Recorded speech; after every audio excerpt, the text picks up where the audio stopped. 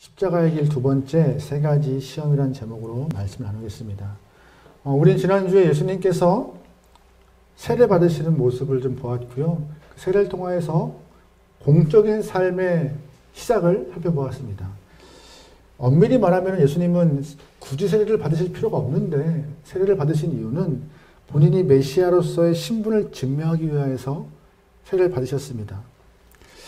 예수님의 신분을 증명하듯 세례 받으신 직후에 하늘이 열리고 성령이 빌같이 임하였고 또한 하나님의 음성이 이는 내 사랑하는 아들이다라고 선포하시면서 예수님이 누구인지 만방에 이렇게 드러나는 모습이 보여요. 그 모습을 보고 많은 학자가 임금의 대관식과 같다. 왕자가 왕위를 이어받는 대관식과 같다라고 많이 표현하죠.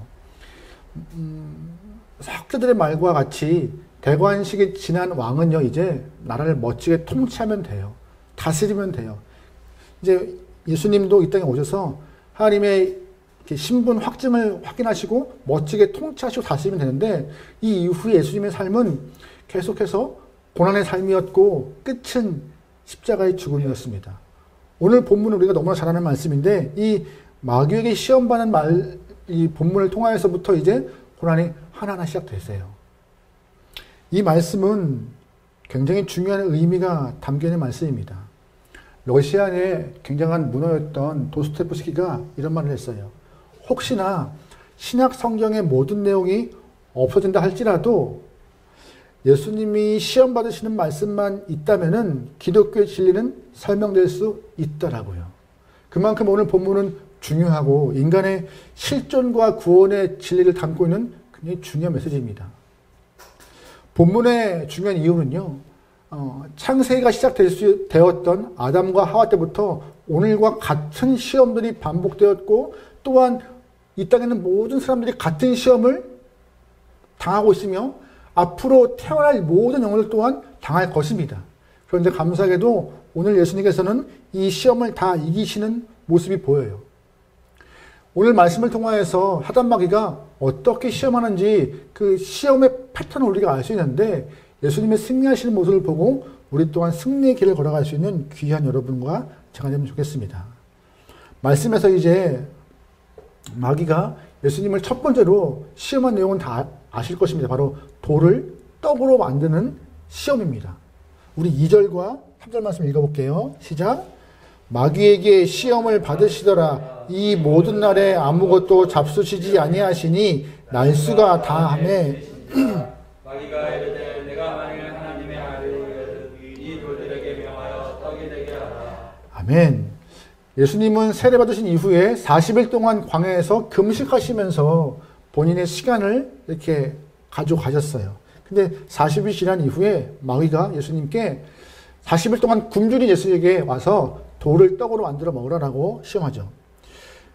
배고픈 사람에게 떡은요, 굉장히 큰 유혹입니다. 저는 한 끼만 그래도 막 손 막 떠는데요. 굉장한 40일은요, 거의 목숨을 다하는 그러한 마음으로 금식하셨던 것 같아요. 이 돌을 떡으로 만들라는 이 시험은요, 인간의 기본적인 욕구를 자극하는, 다시 말해서 물질로 인하여서 사람들을 시험하는 이렇게 유혹입니다. 질문 한번 드려볼까요? 현대인들에게 가장 많은 영향을 주고 영향을 받는 것은 무엇일까요? 영향을 주고 영향을 받는 것. 많은 사람마다 답은 여러 가지 있겠지만 가장 많은 영향을 받는 것은 바로 물질, 돈일 것입니다. 돈 때문에 웃고, 돈 때문에 울고, 돈 때문에 미워하고, 돈 때문에 속이고, 돈 때문에 배신하고. 그만큼 사람들에게 물질과 돈은요, 굉장히 중요한 역할이고, 그걸 마귀도 알아요. 그래서 이 물질로 시험을 할 때가 너무나 많은 것이죠. 오늘 본문에서 마귀는 40일 동안 금식하신 예수님께 이 떡이라는 물질을 갖고 이것을 시험하시는 거예요. 떡을 갖고. 근데 감사하게도 예수님은 그 유혹에 넘어가지 않고 명확히 거절하시며 승리하십니다. 4절 말씀에 예수께서 대답하시되 기록된 바 사람이 떡으로만 살 것이 아니다 라고 답을 하시죠.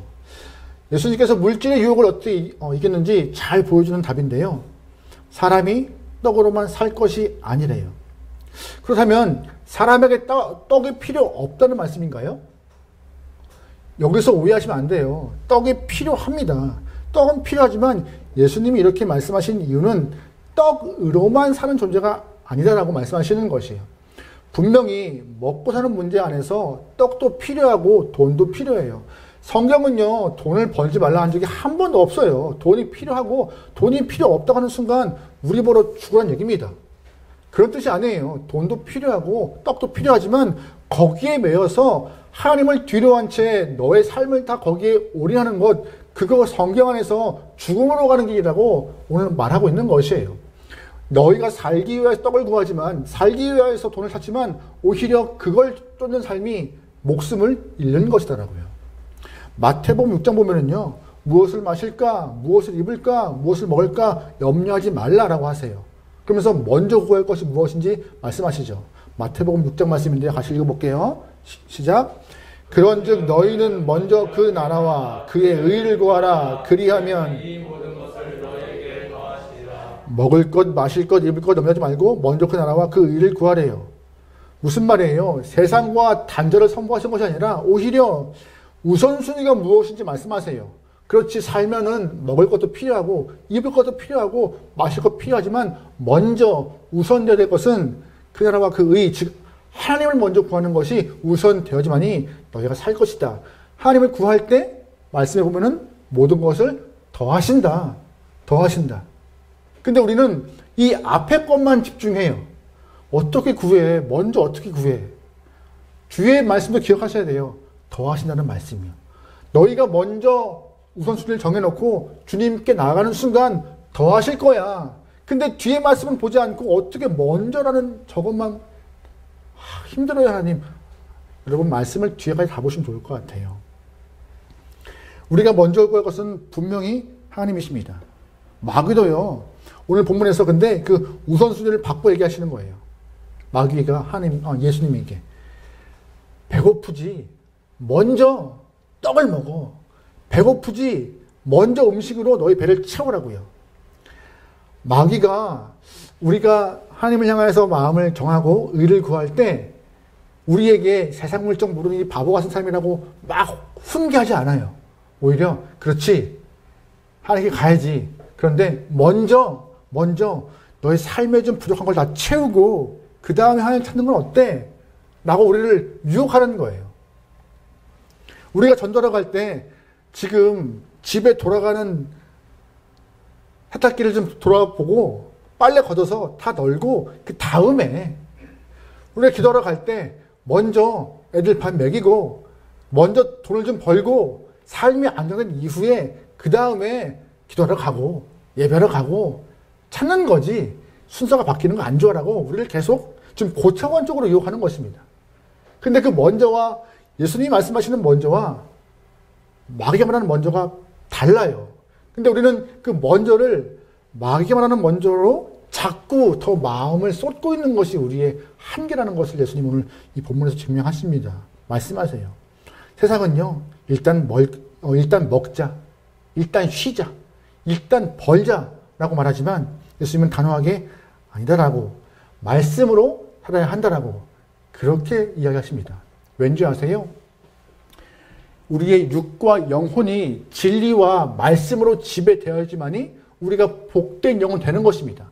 반대로 우리의 영혼과 육이 말씀이 아니라 세상이 지배하는 순간 짐승과 다를 바가 없어요. 그냥 의식주만 해결할 수 있는 이런 짐승이요. 근데 하나님 우리를 그렇게 창조하신 분이 아니세요. 주의 형상으로 만드신 분이고 그 형상을 빛나게 위하여서 이 땅에 예수님을 더 오시게 하신 분이세요. 여러분, 그러기에 다른 것보다 하나님을 의지하는 마음으로, 또한 들의 백합화를 입히시고 공중의 새를 먹으시는 하나님을 의지하면서 우리의 먼저가 바로 설 수 있는 귀한 여러분의 신앙이 되면 좋을 것 같아요. 두 번째, 예수님이 오늘 본문에서 당하신 시험 무엇이냐? 바로 마귀의 능력을 인정하라. 그런 시험 받아요. 우리 5절부터 7절까지 말씀입니다. 같이 읽어볼게요. 시작. 마귀가 또 예수를 이끌고 올라가서 순식간에 천하 만국을 보이며 이르되 이 모든 권위와 그 영광을 내가 내게 주리라. 그것은 내가 정해준 것이므로 그러므로 네가 만일 내게 절하면 내 것이 되리라. 아멘. 첫 번째 시험에서 패배한 마귀는요, 순수하게 물러가지 않았어요. 또 한 번 시험을 걸어요, 예수님한테. 근데 이번에는 순식간에 높은 곳으로 데리고 올라가서 예수님에게 천하만국의 화려함을 보여주고 있습니다. 근데 왜 하필이면 순식간에 높은 곳으로 올라가서 천하만국의 화려함을 보여주셨을까요? 그 이유는요, 화려함을 갖고 싶은 인간의 욕구가 있기 때문이에요. 기본 욕구를 채워서 예수님을 시험하고 있는 것이죠. 그 천하만국을 보여주는 것은요, 그 마귀의 깊은 의도가 있어요. 당신 메시아인지 알아. 근데 권력도 없잖아. 당신과 함께 일할 사람들도 없잖아. 명예도 없고 지금 재산도 없고 안타까워. 내가 보기엔 참 안타까워. 그런데 당신의 사명 단번에 이룰 수 있어. 영광 필요하지. 내게 절하면은 당신의 그 메시아 사명을 내가 단번에 이뤄줄 수 있어. 라고 꼬시는 거예요. 나에게 절하면은 이 땅 다 줄게. 굳이 십자가까지 갈 필요가 없어라고 예수님을 설득하고 있는 것이죠. 근데 감사하게도 예수님은 마귀의 그 시험에 응하지 않으셨어요. 마귀의 능력을 인정하면은 이 화려한 온 땅을 다 준다고 쉽게 십자가 지지 않고 메시아의 사명을 다 감당할 수 있다는 말을 했지만 예수님은 거기에 속지 않으시고 오히려 그를 물리치십니다. 감사하죠. 근데 예수님이 왜 마귀의 말에 속지 않으신지 아세요? 마귀가 어떤 존재인지 알기 때문에 예수님은 그의 말에 흔들리지 않았던 것입니다. 예수님은 마귀를 정확히 아셨어요. 마귀는 여러분 잘 기억하셔야 합니다. 바로 거짓의 영입니다. 속이고 속이는 영혼이에요. 창세기를 보시면요, 마귀가 아담과 하와를 꼬셔서 선악과를 먹게 하는 장면이 나와요. 근데 선악과를 먹게 할 때 꼬신 말이 있어요. 먹으면 눈이 밝아지고 하나님과 같이 될 거라고 뒤에 뭐가 붙어요. 근데 중요한 것은 하단마귀의 목적은 뭐였어요? 아담과 하와의 눈을 밝게 하는 거예요? 하나님과 같이 높여 주게 하는 거예요? 하단마귀의 목적은요, 선악과를 먹게 하는 거예요. 뒤에 말은 쓸데없는 말인데 사람들은 그 뒷말에 속은 것이죠. 오늘 본문도 예수님을 향하여서 내게 절하면 다 줄게. 똑같은 패턴으로 유혹하시는 거예요. 다 줄 수 있나요? 못 줘요. 왜? 천지를 만드신 분은 하나님이시고 예수님이 하나님의 아들로서 이 땅의 주인이세요. 주긴 누가 뭘 줘요. 근데 그 앞에 것, 절하면을 자꾸 이루기 위해서 뒤에 수식을 붙이는 거예요. 우리 인간도 똑같이 당해요. 네가 열심히 일하면 그래서 그 나중에 더 시간 되면 이렇게. 근데 우리가 중요한 것은 이 뒤에 수식어에 너무나 목숨을 맨 나머지 시험에 있는 그 앞에 부분을 다 잃어버리는 우리 모습을 보게 됩니다. 오늘 본문은요, 정확히 말해요. 눈앞에 화려함에 속지 말라고요. 그 화려함이에요. 여러분, 소유 참 좋잖아요. 갖는 거 참 좋아요. 신상 참 좋죠. 아, 저만 좋은가요? 이미 있지만 새 거 참 좋습니다. 근데 여러분, 소유가 행복과 직결되나요? 기분 좋아요. 근데 또 다시 금방 새 것이 나와요. 벌써 우리가 2년마다 한 번씩 핸드폰을 바꾸는 이유가 뭐예요? 망가져서요? 솔직히 말하면요, 더 쓸 수 있어요.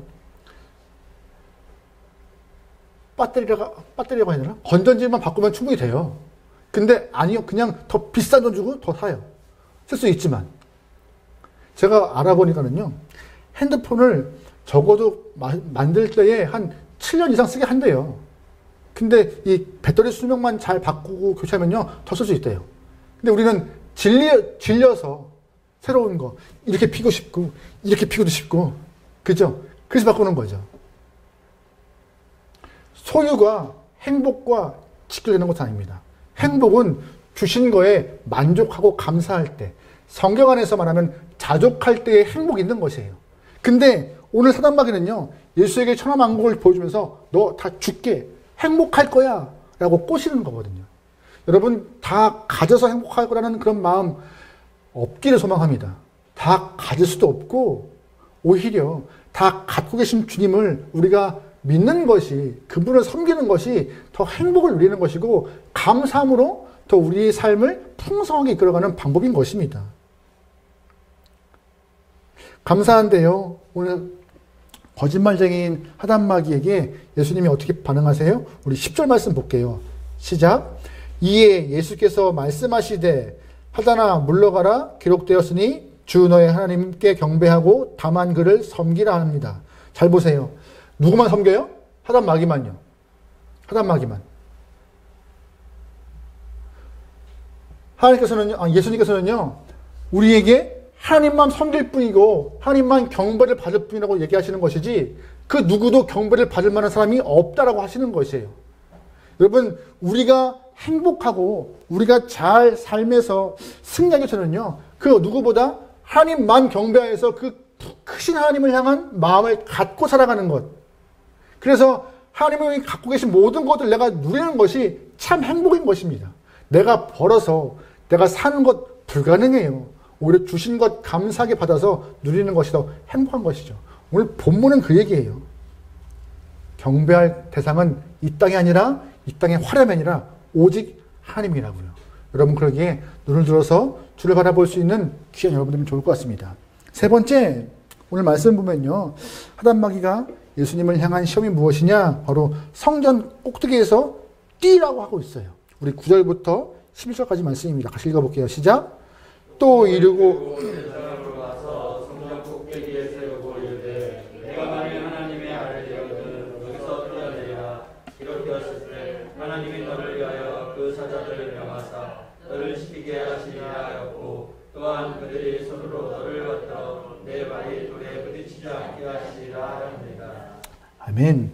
마귀가 이번에는 예수님을 성전 꼭대기로 데리고 올라갑니다. 뛰어내리면은 천사가 받을 거래요. 받을 거래요. 근데 잘 보시면 마귀가 예수님을 데려가는 곳이 어디죠? 성전이에요. 저는 여기서 지금 의문이 들었어요. 두 번째 시험에서 속히 급하게 높은 곳으로 예수님을 끌고 올라갔는데 왜 다시 성전으로 올라갔을까요? 더 높은 곳으로 올라가서 던져버리면 더 나을 텐데. 그죠? 아무리 사람이 그 당시의 기술로 성전을 높이 쌓아도 더 높은 곳으로 하단마귀가 예수님을 끌고 갈 수 있을 텐데 왜 하필이면 성전이었을까요? 사람들이 가장 많이 모이고 확인할 수 있는 곳이기 때문에요. 예수님이 뛰어내리는 것을 사람들이 볼 수 있고, 또한 천사가 받는 것을 볼 수 있기 때문에. 무슨 얘기예요? 하단마귀는요, 예수님이 성전에서 뛰어내림을 통하여서 너의 소명 쉽게 이룰 수 있어. 사람들이 단번에 천사가 널 받는 거 보면서 우와! 우와! 굳이 힘들게 고난받고 굳이 힘들게 그렇게 매일 사람 만날 필요 없어. 단번에 너 예수가 뛰어내리는 순간, 사랑 앞에서 뛰는 순간 천사가 보호할 거야 라고 그렇게 유혹하는 것입니다. 그래서 한 걸음 한 걸음 십자가의 길보다 오히려 단번에 인기를 얻어서 너의 메시아 사명을 얻는 게 더 빨라. 쉬워. 왜 굳이 돌아가? 라고 우리를 유혹하는 그 모습이 오늘 보면 나오는 것이죠. 사역이 수월하겠다라고 하는 것입니다. 근데 이 모습은요, 지금 우리에게 똑같이 하는 말씀인 것 같습니다. 요즘 이 문제가 많은 목회자가 지금 대두가 되고 있어요. 한 걸음 한 걸음 허락하신 그 시간과 공간 안에서 성도와 이렇게 아름다운 예배를 드리면서 신앙을 같이 성숙해 나가야 되는데, 요즘 많은 목사들이 신경 쓰는 부분들이 있어요. 뭔지 아세요? 생각보다 유튜브에 많이 신경 쓰세요. 네, 생각보다. 그래서 좋아요, 구독도 신경 쓰시는 것 같고, 어떤 목사님은 영상 중에 좋아요, 구독 꼭 눌러주시라고 하는 말도 있고, 네. 어떤 분들은 그걸 또 수익금을 받아서 다 후원하시는 분도 계세요. 좋죠. 근데 또 그렇게 안 하시는 분도 계시더라고요. 그러니까 요즘에 많은 분들이 그 유튜브 쪽에 영상을 올리시다 보니까는 거기에 목숨이라는 표현보다 많이, 그래서 인지도를 올리시는 분들이 계시더라고요, 인지도를. 그러면 사역이 조금 더 수월해질 수도 있으니까요. 굳이 우리 교회 오지 않더라도 이제는 뭐 모이는 교회도 모이는 교회지만 다 영상으로 예배를 드리고 또 계좌를 보내서 송금을 하는 헌금도 받으니까 그렇게 교회를 또 운영하시고 자신의 인지도를 올리시는 경우도 많더라고요. 그런데 그렇게 성장제일주의, 인기제일주의를 사역으로 이끌어가는 그 모습이 옳은 건가라는 생각이 들 때가 좀 많아요. 예수님도 분명히 단번에 사람들 앞에서 뛰어내렸을 때 천사가 받으실, 그럼 인기가 한 번에 확 올라갔을 거예요. 메시아임을 확인할 수 있을 것이고, 분명 사단마귀가 제안했을 때 해보지 뭐 했다면은 사람들이 순식간에, 이스라엘 땅 온 순식간에 너 알아? 너 알아? 봤어? 들었어? 예수의 이름은 굉장히 유명해졌을 것입니다. 그러면 굳이 십자가까지 갈 필요가 없었겠죠. 그럼에도 예수님이 그 길을 마다하신 이유는요, 하나님이 원하시는 그 십자가의 길, 구원의 길이 인기에 있지 않기 때문이에요. 어디에 있어요? 진리에 있고 복음에 있고 십자가의 길이 있기 때문에. 그래서 예수님이 누가복음 9장에 이런 말씀하시잖아요. 같이 읽어볼게요. 시작. 또 무리에게 이르시되 아무든지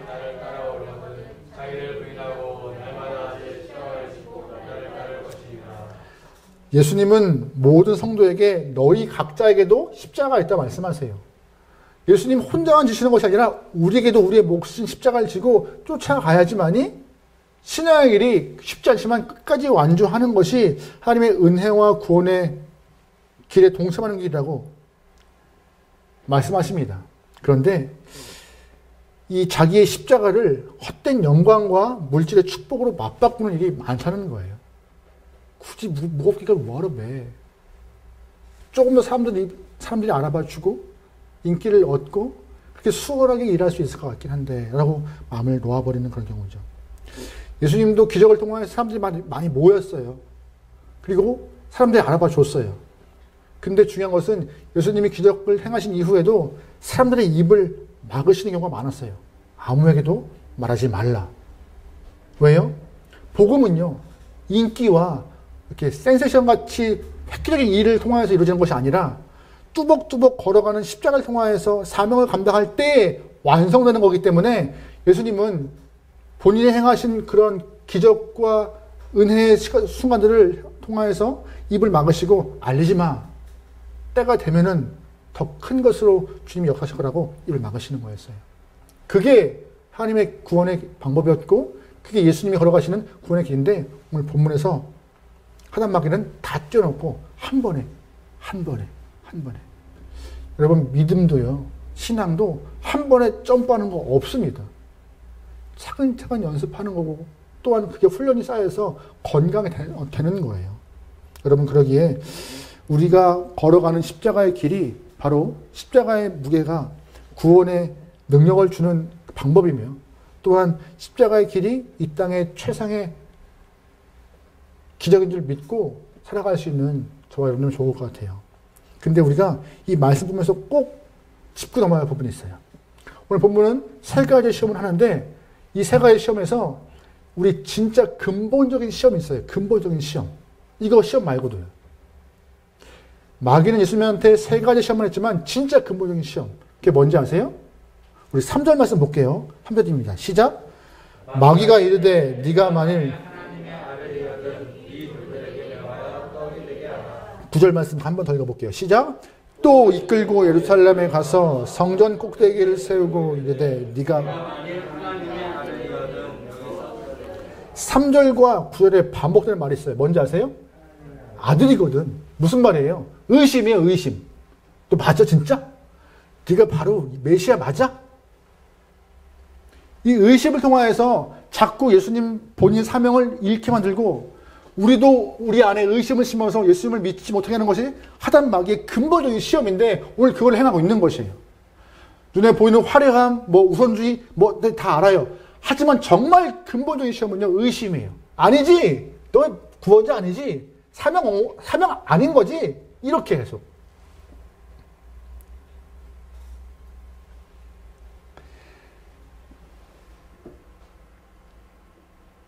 의심하는 순간 평화로웠던 가정은요, 전쟁터로 변해버립니다.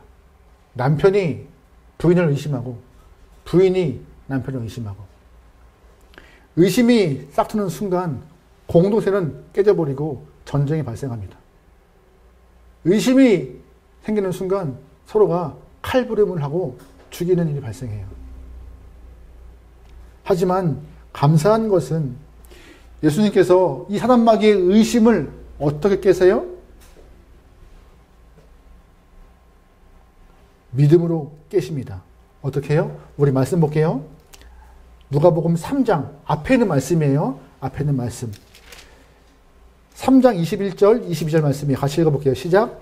백성이 다 세례를 받을 새 예수도 세례를 받으시고 기도하실 때 하늘이 열리며 성령이 비둘기 같은 형체로 그의 위에 강림하시더니 하늘로부터 소리가 나기를 너는 내 사랑하는 아들이라 내가 너를 기뻐하노라 하시니라. 아멘. 우리가 지난주 본 말씀이죠. 잘 보시면 세례 받으신 이후에 예수님이 하신 일이 뭔지 아세요? 세례 받으신 이후에 기도요. 기도하셨어요. 세례 받고 그냥 나는 하나님의 메시지를 들었어가 아니라 기도하시면서 본인의 삶과 무장함을 갖고 나가셨습니다. 그리고 보이는 말씀이 하늘이 열리고 비둘기가 성령이 임하고 또한 음성이 들려요. 하늘에서 이는 내 사랑하는 아들이다. 기도한 이후에 들리는 음성, 그 음성이 예수님의 마음을 확 잡아놓으신 거예요. 잘 보시면 예수님이 이 땅에 뭘로 오셨죠? 인간으로. 인간이 사역을 하기 위해서는 한계가 있는데 성령의 기름을 받아가지고 기적도 행하고 병든 자 고치고 십자가를 끝까지 갈 수 있는 믿음을 얻은 거예요. 성령을 통하여서. 그리고 귀에 들리는 하나님의 아들이라는 말씀을 통하여 믿고 나가고 있으니 하단마귀가 너 아니지? 아니지 해도 흔들림이 없는 것이에요. 들렸던 음성 때문에. 똑같아요. 우리에게도 하나님은 믿음을 굳건하기 위해서 은혜의 방편과 도구로 말씀을 듣게 허락하시고 그 말씀으로 흔들리지 않게 허락하시면서 기도로 무장하게 하시는 거예요. 그래야 우리가 예수와 똑같이 믿음의 길을 뚜벅뚜벅 걸어갈 수 있으니까요. 예수님도 세례 받으신 이후에 기도하시고 성령 받아 끝까지 믿음의 길을 걸어가시는데 인간인 우리가 어찌 그거에 반도 못 따라가, 반이 뭐예요? 기도도 안 하면서 말씀도 안 들으면서 믿음의 길을 잘 갈 수 있다는 교만함이 있는지 모르겠어요. 의심을 꺾기 위해서는요, 믿어야지가 아니라 기도하는 것과 듣는 것과 확신을 갖고 내가 나가는 발걸음이 필요한 것이에요. 하나님, 내 귀에 말씀 들리게 허락하시고 말씀을 신뢰할 만한 믿음 허락하시고 기도를 통하여서 끝까지 믿음의 길을 갈 수 있는 용기를 걷게 해달라고. 예수님도 그러고 사역의 길을 가신 것입니다. 우리가 뭔데 기도하지 않고 삶을 살고, 우리가 뭔데 성령 받지 않고 믿음의 길을 걸어가며, 우리가 뭔데 하나님의 음성을 듣지 않고 그렇게 무던하게 살아가는 것이 승리요? 아니요. 오늘 본문 예수님이 말씀하신 모든 승리는요, 이 3장 21절 22절 세례 받은 이후의 삶이 기반되었기 때문에 가능했던 것이에요. 의심도 그 3장 21절 22절 세례 받으신 이후의 모습을 통하여서 힘을 얻고 믿음을 세웠던 모습 때문에 그 이후에 사단마귀 시험도 이기신 것이고요. 기억하십시오, 여러분. 우리가 할 수 있는 건 아무것도 없어요. 그래서 성령께 의지하여 기도하는 것이고, 성령의 인도함 받아서 기도하는 것이고, 인도함을 위하여서 기도하는 것이고, 말씀을 내 안에 심기 위해서 기도하는 것이고, 그래야 흔들리지 않고 끝까지 갈 수 있기 때문에요. 의심만큼 무서운 거 없어요. 의심만큼 무서운 거 없어요. 예수님이 십자가 위에 계실 때에 사람들이 예수님을 향하여서 손가락질해요. 마태복음 27장에 이런 표현이 있는데 한번 읽어볼까요? 마태복음 27장 40절 말씀입니다. 시작. 이르되 마태복음 27장 40절 말씀이에요. 혹시 있으세요? 제가 읽어드릴게요.